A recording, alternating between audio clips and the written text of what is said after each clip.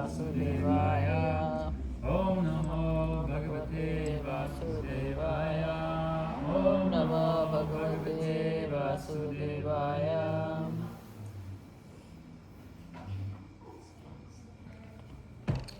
Again, Manandasya Kanamjana Salakaya Chakshura Unnaditandena Tasmai Shri Guruve Namaha. Narayanam Namaskritya Naram Charan Bhautamam Devan Saraswatam Vyasam Tato Jayam Udirayat.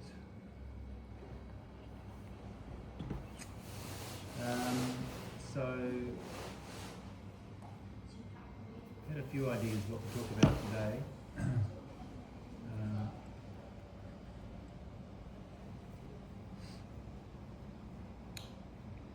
But I might just quickly go over what I spoke about last time because because Aaron and Viv weren't here. Yeah. Just because I was a couple of weeks ago I spoke about Lord Jagannath and some pastimes of Jagannath and his special characteristics which are different from other deities of the Lord. Of course, all the deities of the Lord are all complete and are all the Supreme Person, but each manifestation and each form has a different characteristic, different nature.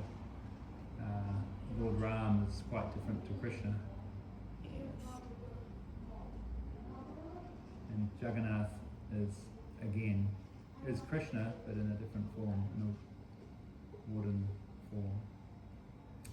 So I'll just briefly, won't go into a whole class like the last time, but I spoke about there's 5 special mercies that Lord Jagannath has that other features of the Lord don't have. And the first one is he's the only form of God who leaves the temple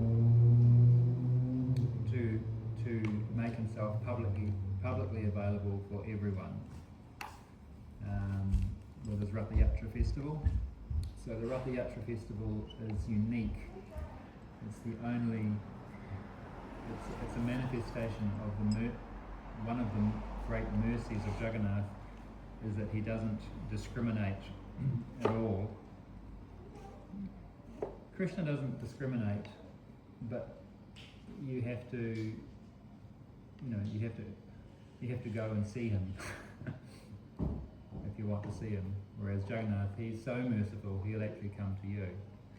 And the example is given or analogy is if you're sick, if you have a disease, you go to the doctor. But if you're really sick and you can't get to the doctor, then the doctor will come to you. So we have a material disease that we're more interested in our own sense enjoyment and our own enjoyment than we are in serving God or serving Krishna. So that's our disease. So we can go and see Krishna in the temple and seek his blessings and have his darshan. But he's so merciful that we're for those that are very sick and have forgotten Krishna altogether and not interested, he'll come to them. He'll come out. And there is a pastime story where the priests, like this business in Jagannath Puri where only Hindus can go and see Jagannath. How can that be? If he's the Lord of the universe, everybody should be able to see him. But in Puri, only Hindus are allowed. And even Indian body, they have to, somehow or other, they can tell whether they're Hindus or not. So to satisfy, like, I don't know when it was, how long it's been like that. Maybe since the 12th century it's been like that, I think, when the temple was built. But it was the priests and the pundits there, they had so much problem with Muslims that they made that vow that only Hindus could come to see Jagannath. And of course Jagannath being the Lord of the universe, and his mood is that he's approachable by everybody, but at the same time he's subservient to the wishes of his devotees. So he said, he agreed, okay, I will agree that only Hindus can come to see me, but I will go out on Rath Yatra to see everybody, so you can't stop me. So this is the way, this is a very special mercy of Jagannath and Rath Yatra. The second idea of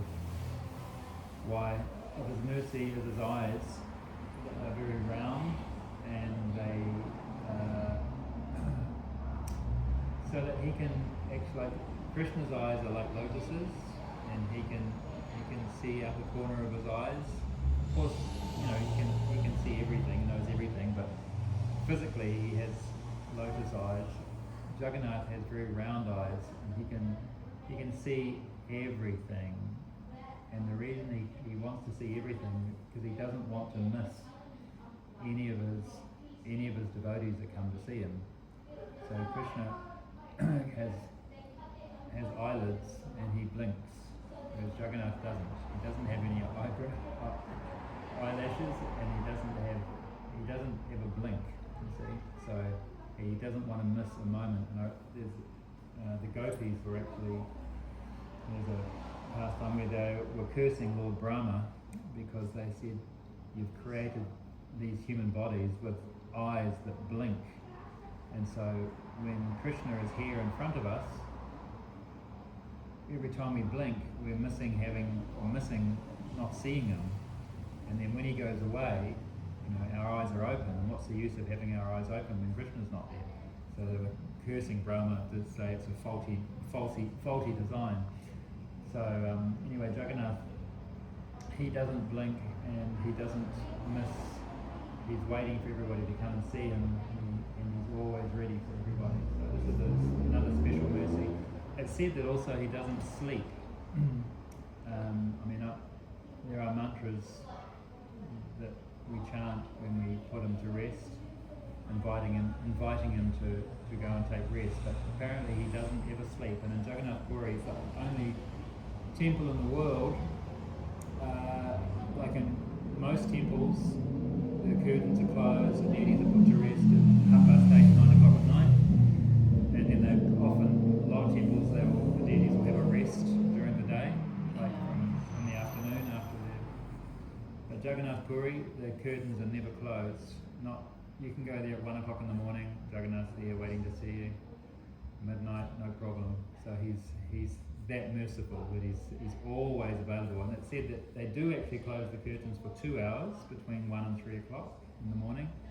But even then, it's said that that's the time when the demigods and the higher planetary system, the Apsaras and the Gandharvas, they come to see Jagannath. And so he's there for them at that time from 1 to 3. So this is the second aspect of why he is considered Patita Pavan, the most merciful. The third aspect is Jagannath Prasad. Now in Puri, they have the biggest kitchen in the world feeding Jagannath, solely there to feed Jagannath. And they have, 800 cooks. They have, everything is cooked on a wood fire, clay pots. The whole pot gets offered to Jagannath. They don't get transferred onto plates or anything. They cook it. What it gets cooked in, that's what gets offered. And when King Indradyumna first built the temple for Jagannath back in Satyayuga, he vowed that he would, he said, I vow that your hands will never be dry. And what he meant was that he said, well, you'll either be eating or you'll be washing your hands. So as soon as your hands are washed, then you're fed again. So this is the standard they have in Jagannath Puri, that they're cooking in these big pots constantly, and as soon as one offering is done, and then as soon as it comes off, basically another offering is going on all day long. So this, and then all that prasad is distributed to everybody constantly all day long.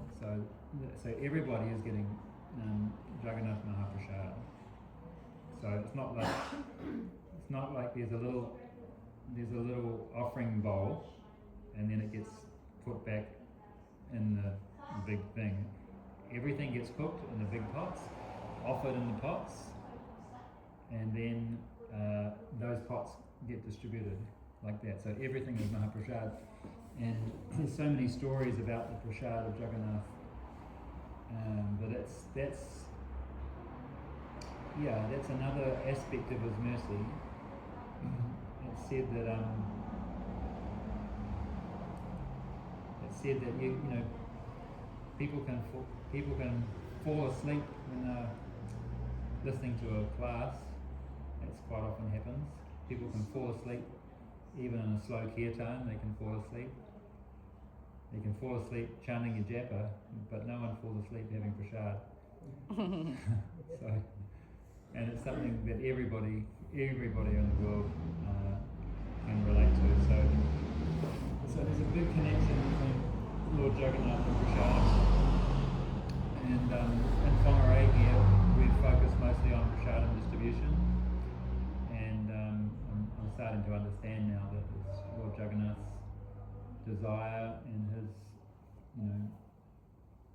his potency, which has kept us inspired with prasadam distribution here. Yeah. And so that's the third aspect. The fourth aspect is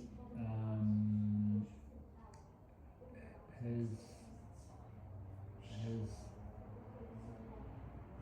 pastimes.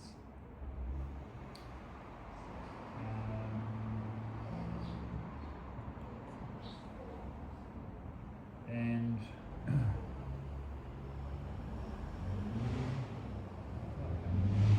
anyway, Yeah, you had your notes on it. You had your notes I have on my it. notes, yeah. But there was one of the particular things that Jagannath likes to do with his devotees is he likes to take away their false ego. He likes to crush their pride. So there's quite a few. There was a drama that day. There was the drama we did with that, yeah. So there's a couple of stories that relate to that.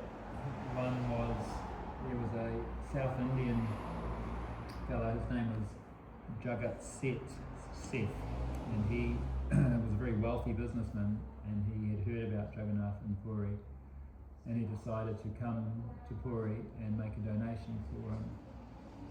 Very well. So he travelled up to Puri, and he met with the head priest, and he says, "I've come to offer a donation to Jagannath. I have 100,000 rupees." And this back a few hundred years ago, whenever this was, it was considered, it's like millions today, millions of dollars he was donating.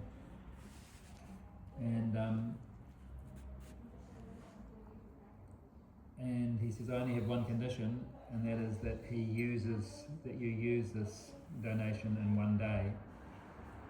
He says, if he's the Lord of the universe, he must have big bills, he must have lots of expenses, And so the pujaris, the priests, were thinking, how can we use so much money in one day? I mean, a bit of fruit and a bit of rice, and there's not much that you can't spend that much money on in one day. So he said, "Well, that's my condition. If you can't spend it in one day, then I'll take it back." So he says, "Look, I don't know what we can do. All we can do is ask Jagannath what he wants." And so he actually wrote it all out in a letter and gave it to Jagannath, and he slept. This head pujari slept in the temple, and then Jagannath came to him in a dream, and he said, "I understand this businessman has come and given me a donation of 100,000 rupees. Tell him that to buy a betel nut leaf. Right? And so the betel nuts are very cheap, and the leaf of the betel nut is even cheaper. Right? So the Pujari in his dream was like, well, one betel nut leaf is not very much. I have 100,000 rupees to spend. And he says, yeah, well, that's only part of the story. He says the second part, usually they put, some spicy things in the betel nut leaf and they roll it up, and they have it, they call it pan in India. You see them eating it all the time. I don't know what they put in it, but when they spit out, it's red, right? Yeah. Yeah. It's like tobacco or something. No, it's not tobacco, but I don't know the real name of it. Yeah. So anyway, One is Jagannath. the chewing thing, it's called supari, and the other thing is that they put chun, so that's the white thing, so that makes it red. Yeah. Right. Yeah, but there are different types of. They fill it with different things Fill it, and they yeah. roll it up. Yeah. So anyway, Jagannath said to the Pujari, to the priest, I want the businessman, Jagat said, I want him to get a particular jewel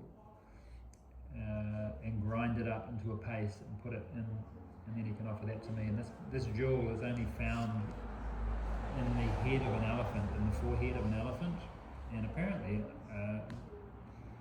according to the Vedas, there is a particular jewel which is found in the forehead of an elephant, but it's not in every elephant. It's only in like one in every, 10,000 or every 15,000, 20,000 elephants. So the hunters actually used to hunt the elephants looking for that jewel, and because they'd have to kill so many elephants. And so anyway, so the next day the businessman came back, and he there was a crowd outside the temple, and he called his name, and he came up, and the priest said, look, I've had a... He was very excited, thinking that Jagannath had, he told him what he could do, and he was very excited about what he could do. And he said, Jagannath has told me he wants you to get a betel nut leaf. And he was, what is this? A betel nut leaf is nothing. And then he explained the rest, that he had to get this jewel, and he had to crush it into a paste and put it in the leaf. And he said, well, I can't get a jewel like that. I can't, even if there was one available, I couldn't afford it. It would be very expensive. And I says, I can't go around and do that. And so then he realised, and the Pujari realised, that Jagannath had crushed his pride. And so then he surrendered, and he came to Jagannath with his bag of money and said, look, I can't have all these conditions if I'm going to serve you, so just take the money and do what you like with it. So that was an example of how he crushes the pride of the devotees. So, and there was another example. So he never made anything. He didn't get the jewel. He didn't get the jewel. No, the whole story was there with Jagannath as an example how he crushes the pride, takes away the ego of the devotees.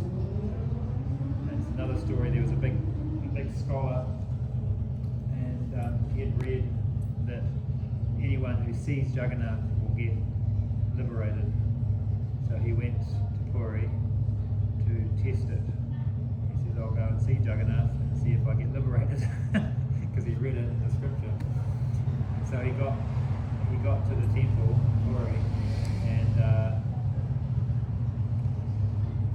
for some unknown reason the door was locked.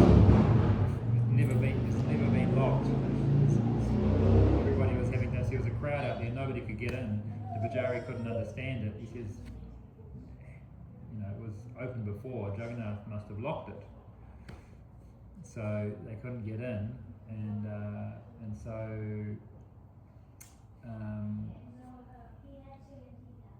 later that day, that evening, so there was no darshan all day for anyone, and then in the evening Jagannath came to him in a dream again and said,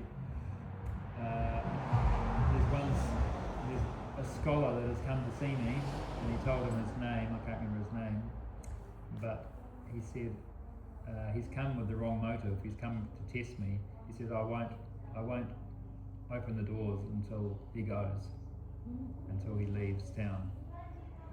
And so then the next day, this pundit came to see, and there was a crowd of people all wanting to get in.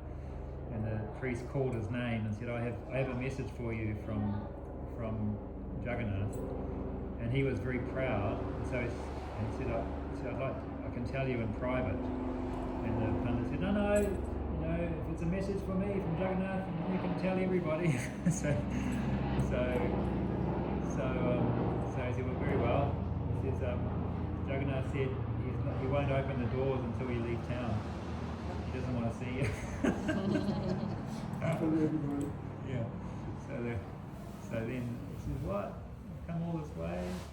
And he says, yeah, you've come with the wrong motive. You've come to test him, and he doesn't want to see you. So then he realised his pride had been smashed, and then he submitted, and he said, from this day on I surrender to Jagannath, and I'll just, serve him.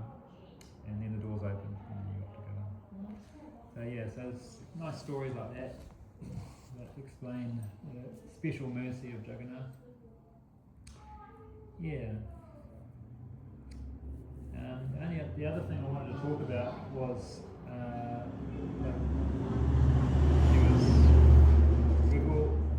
about last night, about the mantra band, because afterwards I thought about it quite a lot, about the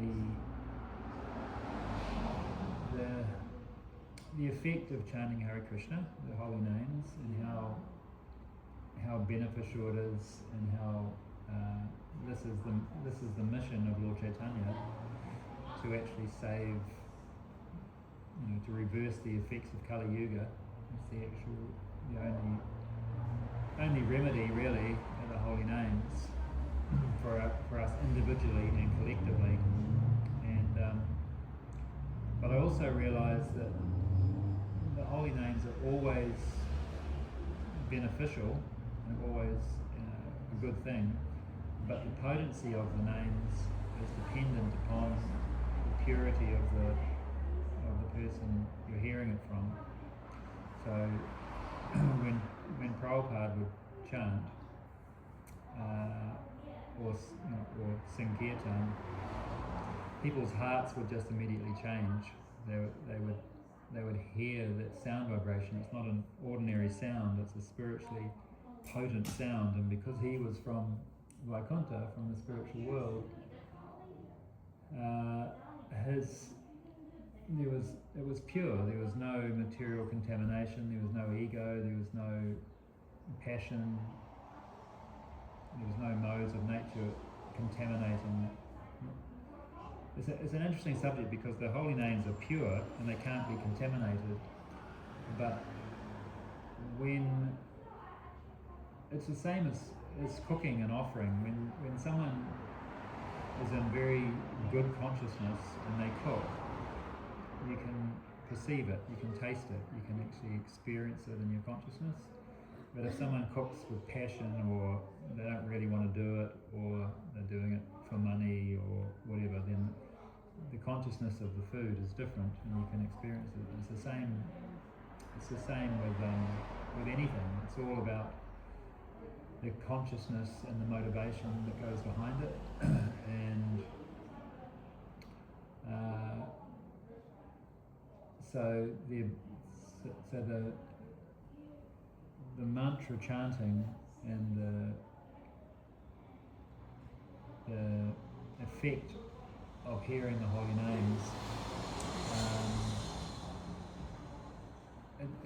it's always spiritual, but the potency of it, the actual how much cleansing of the heart and how much actual changing of the consciousness is dependent upon the purity of the chanters.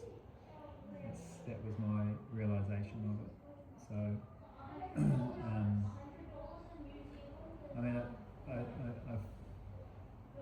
it's amazing what what they're doing around the country, and just introducing people to mantra chanting, and That's true. introducing people to the whole, idea of chanting and mantras. So, all glories to the. Yeah, it's pretty phenomenal. I don't know if it's happening in other parts of the world, but in New Zealand it's quite strong, what they're doing. Yes, that's true. Yeah, so it's a big operation. Yeah, well, my spiritual master, behind us, Right. he's trying to switch it. Mm. To everybody. Yeah, and it's I mean, we have kirtan here, but it's a totally different style. It's more along traditional Indian instruments and Indian type of mantra chanting, and as a result, we tend to. It's not so relatable or attractive to Westerners, Yeah. whereas that mantra band is much like it was 90% Westerners there. Yeah. Yeah, and there was, so yeah, it's interesting. The same mantra, different approach, and attracts different people. Yeah. And I know there's reggae bands, that Hare Krishna reggae bands. There was a lot of in the 80s. There was a whole movement called straight edge, which was like punk rock. They were like full on hardcore, but they were all vegetarian, no drugs, no illicit sex, no gambling. So they followed those 4 principles. They'd rebelled against the mainstream, but they realised actually, illicit sex and drugs and meat, those are things that are bad for you. They don't help. So the whole movement, the straight edge movement, was a whole lot of young, fired up kids and playing in bands, but they had a message, no drugs, no meat, no intoxication. And so a lot of the devotees that joined up at that time had their own straight edge bands, and they were performing in Dodi and Kurta and going into pubs and wherever they were playing, and they had quite a following. Yeah, so there's some of those bands are still going, the devotees, 30, 40 years later. So there's all different styles of music, Yeah. and different approaches, and I think this is part of Lord Chaitanya's mission and the Acharya's mission, is to present it, to capture everybody. I think so, yeah. Yeah. So those that are attracted to traditional Indian style, they're attracted to these ones, and those that are attracted to more Western bands, or those that want to play reggae or whatever. There's something for everybody to chant, whatever it takes. That's just an example of how Mahamash's anointed. Yeah. Do it any way possible. Yeah. The potency is another thing that after a while people will influence people. Yeah, definitely. Yeah, no, there's no doubt. Anyone who even hears the holy name once, their life will change. Yeah. How did you find it, Simona? Yeah, it was quite nice. Hmm. Yeah, and there are so many people there. Yeah, it's nice when you got a big crowd like that. Yes, and the other thing is that they are going around whole country, so it's really wonderful. That Yeah, no, it's a big operation. it's a big operation. Yeah. Yeah, a lot of equipment and a lot of logistics, with accommodation. And, They have to hire a truck as well. huh? You have to hire a truck as well. Yeah, no, it's a big operation. So yeah. Yeah, I was just thinking, okay, what Lord can do, it's like God's wish, so that's why it's happening like That's that right. way. Yeah. Yeah. So it's happening like Sri Chaitanya Mahaprabhu said that it will be everywhere. So it is. Yeah, little old New Zealand, they go everywhere. Yeah. So I think they've got another one in Auckland in May. Mount Albert. And another thing I really liked about it is that, you know, I took my kids and they had their friends with them.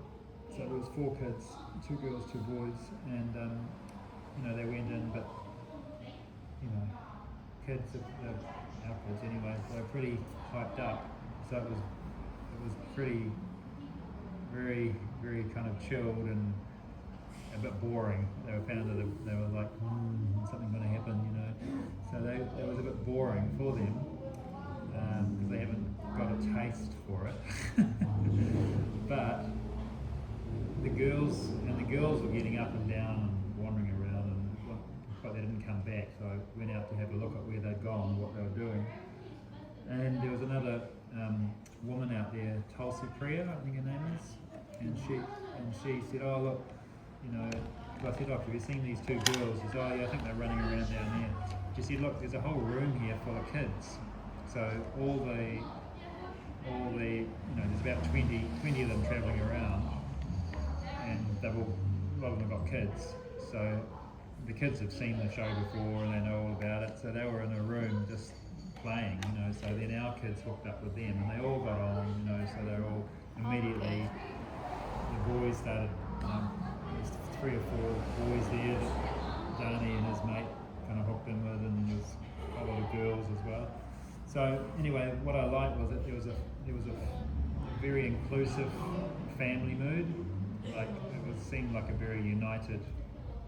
That they'd catered for the kids, and that they had a very kind of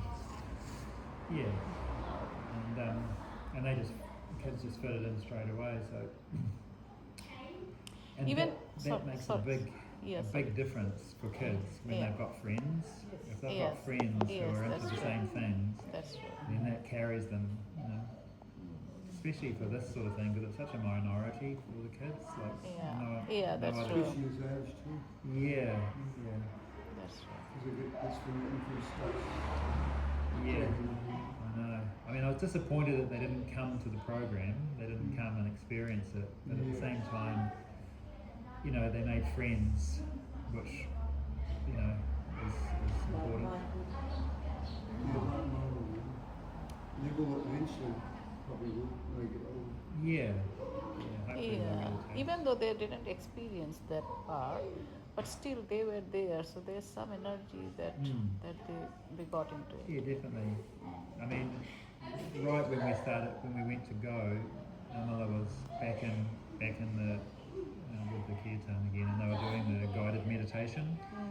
And she said, "Oh, I really love this. I don't want to go." I was like, "Well, you could have been here the whole time." Yeah, so she got a taste for it. She liked that guided meditation, and she started to kind of stop her. So maybe racing. next time she will enjoy it. Yeah, next time so that's the thing. Next time they can come and have a nice time. Yeah. That must be good. Hmm? That's good.